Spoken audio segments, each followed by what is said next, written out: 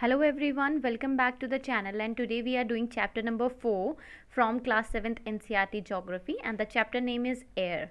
So in this chapter we are going to see particularly about the atmosphere or the air and how air affects the atmosphere temperature, etc. So without delaying, let's proceed and understand the first most topic which is given on the first main line of this chapter. It says about the atmosphere. And what is atmosphere? Let us understand that atmosphere is the gaseous layer that surround the planet Earth. So whatever the gaseous layer is present in the environment or in on the earth, this is called atmosphere. यानी कि अर्थ की सतह पर जो सबसे ज़्यादा एक भारी परत बिछी हुई है वो है गैसेस की, और उसे ही हम कहते हैं एटमॉस्फेयर। और ये जो एटमॉस्फेयर है, इसी की वजह से जितने भी लिविंग ऑर्गेनिजम्स हैं या लिविंग बींग्स हैं वो एटमॉस्फेयर उसको सपोर्ट करता है कि वो सर्वाइव कर सकें। जिस एयर में हम ब्रीथ करते हैं, जो हमें हार्मफुल इफ़ेक्ट्स के, जो सन के जो हार्मफुल इफ़ेक्ट्स होते हैं, just like UV rays etcetera जो होती हैं, जो सन के हार्मफुल इफ़ेक्ट्स होते हैं, उससे हमको बचाता है। This is called atmosphere, right. Atmosphere also regulates the temperature conditions on the earth, यानी कि एटमॉस्फेयर ही रिस्पॉन्सिबल है जो अर्थ के टेम्परेचर को कंट्रोल करके रखता है या रेगुलेट करता है। Next we have atmosphere constitutes like water vapor, dust particles and a form of oxygen called ozone। यानी कि एटमॉस्फेयर अपने आप में कॉन्स्टिट्यूट करता है, वाटर वेपर्स भी होती हैं, डस्ट पार्टिकल्स भी होते हैं, ऑक्सीजन और बहुत सारी गैसेस प्रेजेंट होती हैं एटमॉस्फेयर के अंदर।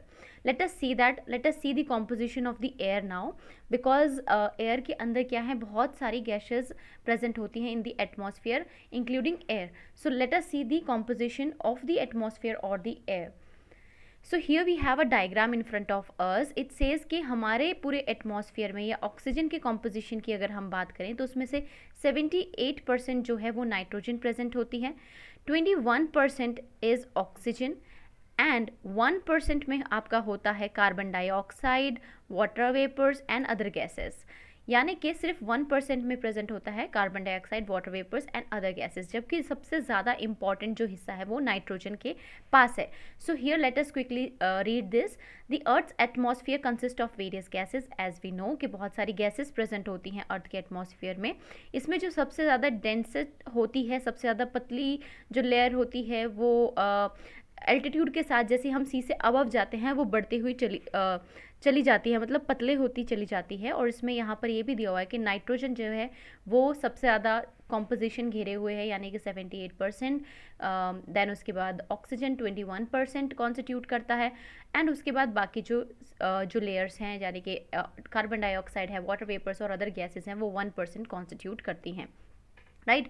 सो यहाँ पर भी यही लिखा हुआ है कि 1% में क्या क्या आ जाता है, कार्बन डाइऑक्साइड आ जाता है, आर्गन आ जाएगा, हीलियम आ जाएगा, क्रिप्टॉन, जेनॉन एंड ओजोन क्या आ जाएगा, आपके 1% वॉल्यूम में आ जाएगा। Then we have oxygen is the second most plentiful gas in the air. हम जानते हैं कि ऑक्सीजन की इम्पॉर्टेंस कितनी है हमारी लाइफ में। We human beings need oxygen, even animals need oxygen, as well as green plants need oxygen for the process of photosynthesis. In this way oxygen contained the air remains constant. If we cut trees then this balance get disturbed। जब हम हमारे atmosphere में या हमारे अर्थ के ऊपर ज़्यादा trees जो है वो काटे जाते हैं तो क्या हो जाता है कि जो बैलेंस बना हुआ होता है ऑक्सीजन या कार्बन डाइऑक्साइड का, वो डिस्टर्ब हो जाता है। वो ऐसा क्यों होता है? It is because the carbon dioxide जो है वो ज़्यादा होने लगती है। जैसे ह्यूमन बींग्स इनटेक करते हैं ऑक्सीजन का एंड रिलीज़ करते हैं कार्बन डाइऑक्साइड, सेम वे में जो ट्रीज़ हैं वो क्या कंज्यूम करते हैं, वो कंज्यूम करते हैं कार्बन डाइऑक्साइड। लेकिन अगर हम ये ट्रीज़ को काट दिया जाए तो ये जो कार्बन डाइऑक्साइड है इसे कंज्यूम करने वाला कोई नहीं होगा, and it will get reflected in the atmosphere, जिससे कि क्या होगा, बैलेंस डिस्टर्ब हो जाएगा। And in this way only जो ग्रीन हाउस गैसेज हैं वो बढ़नी शुरू हो जाएंगी, जिसकी वजह से जो है ग्लोबल वार्मिंग इंक्रीज हो जाएगी, and this will rise in the temperature, cause the snow in coldest part of the world to melt, जिसकी वजह से जो बर्फ़ है वो क्या होती है, पिघलनी शुरू हो जाती है. As the result the sea level rises causing floods in the coastal areas. There may be drastic changes in the climate of a place leading to extinction of some plants and animal in long run.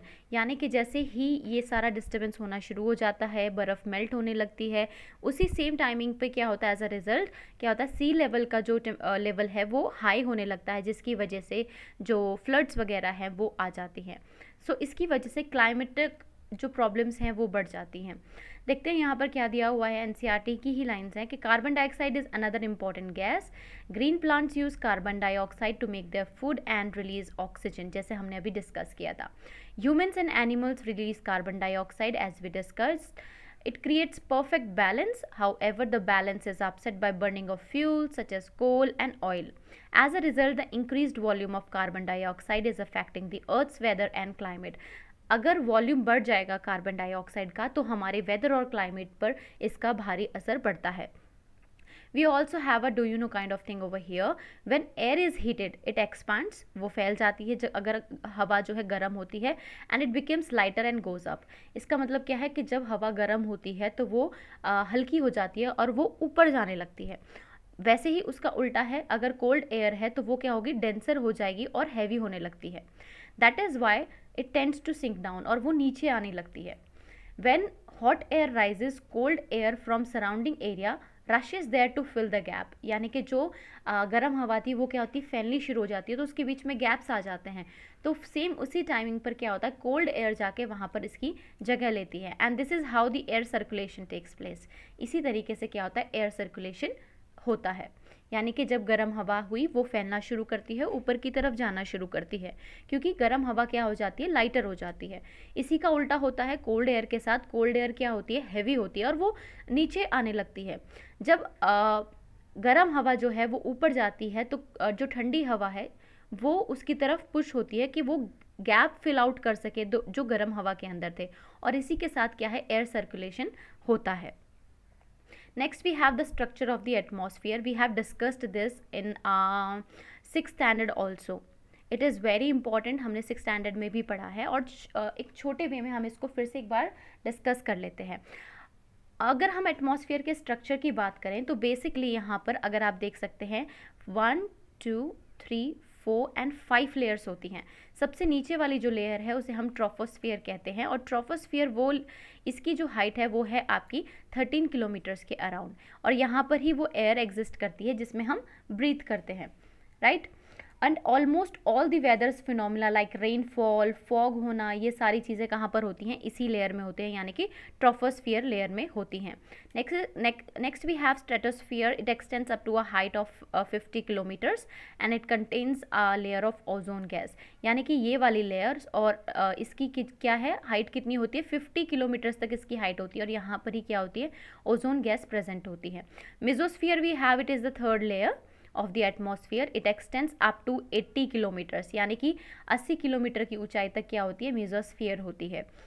और यहाँ पर भी हमारे जो तारे टूटते हैं, meteors वगैरह का रिलीज होता है, वो यहीं पर होता है. और जैसे जैसे हम ऊपर जाएंगे with the increase in height क्या होगा, टेम्परेचर भी हमारा बढ़ता चला जाएगा. नीचे आपने देखा -60 degree centigrade, then 0 degree and then -85 degree centigrade, ये क्या है, इंक्रीज हो जाएगा. एंड इसके बाद आती है थर्मोस्फियर, यानी कि 4th layer, and it extends up to 80 to 400 kilometres, यानी कि 80 से लेके 400 किलोमीटर्स तक की इसकी जो ऊंचाई होती है वो होती है.